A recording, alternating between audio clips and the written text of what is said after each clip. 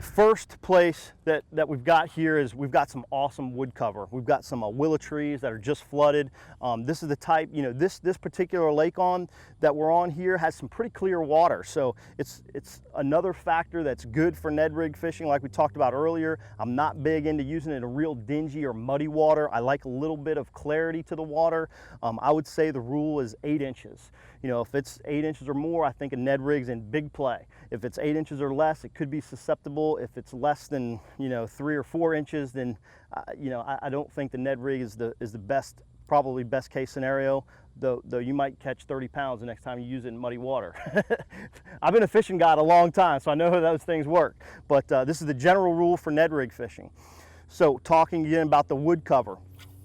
You know, a lot of times I'm going to cast on the outside of that wood cover because you can see this is really thick stuff. I'm going to let it fall on slack line. I want to fish the outside. I'm going to pick up and I'm just going to work it a little bit. I'm not going to work it all the way back to the boat.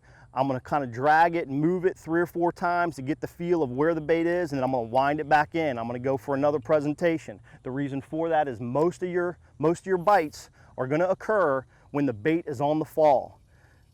So again, I've just made another quick presentation, made it on slack line. Now I'm going to start picking up on my lure, just kind of feeling it, kind of dragging it on the bottom.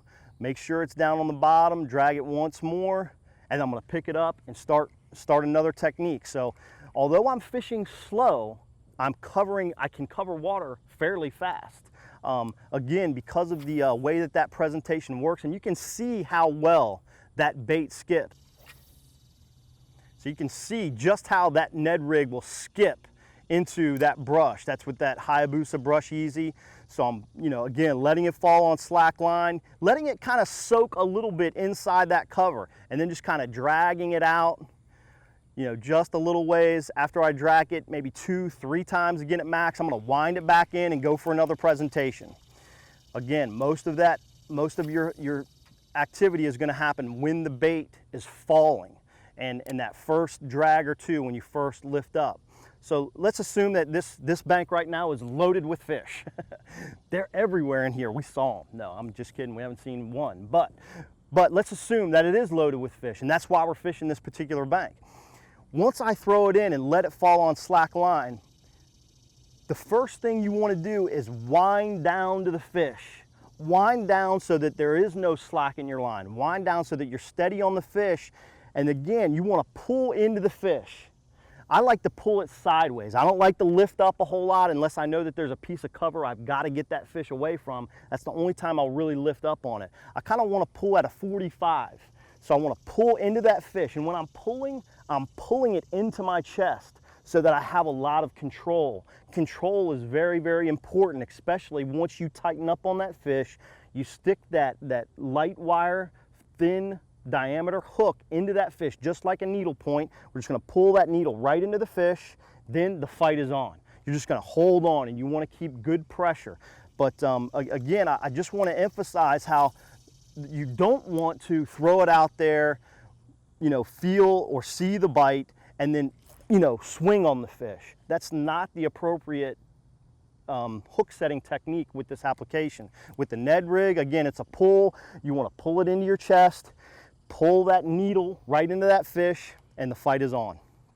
So those are the important segments of the best way to set the hook with the Ned rig, and that goes for all applications. We're fishing this little bit of wood right here, but that goes in dock fishing, when you're fishing rocks. We talked earlier about grass lines. Any of those types of techniques that we're utilizing, brush piles, you want to pull into the fish.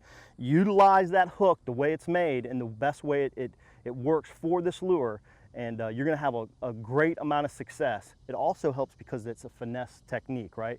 That 6, 7, 8 pound test isn't going to take those really hard cranking on them hook sets. So again, that's why you want to pull into those fish. Once you pull into them, they're stuck. All you got to do is hold on, wear that fish out, keep it away from the cover, and that's the beauty of the Ned rig, that finesse style application, that finesse approach.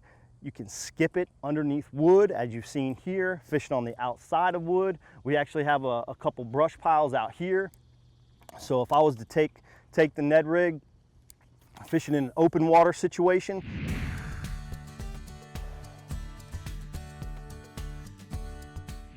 Welcome to Bass University TV, an online video training course where you'll learn champion bass fishing techniques from pro anglers Pete Glusek, Mike Iaconelli, and their talented special guests. From on the water to in the classroom, you'll learn sound techniques and strong fundamental bass fishing skills. Watch hours of video content on multiple topics at your own pace for a low monthly fee. Cancel at any time. Information is power in the sport of fishing, so learn from the very best. Subscribe to Bass University TV today.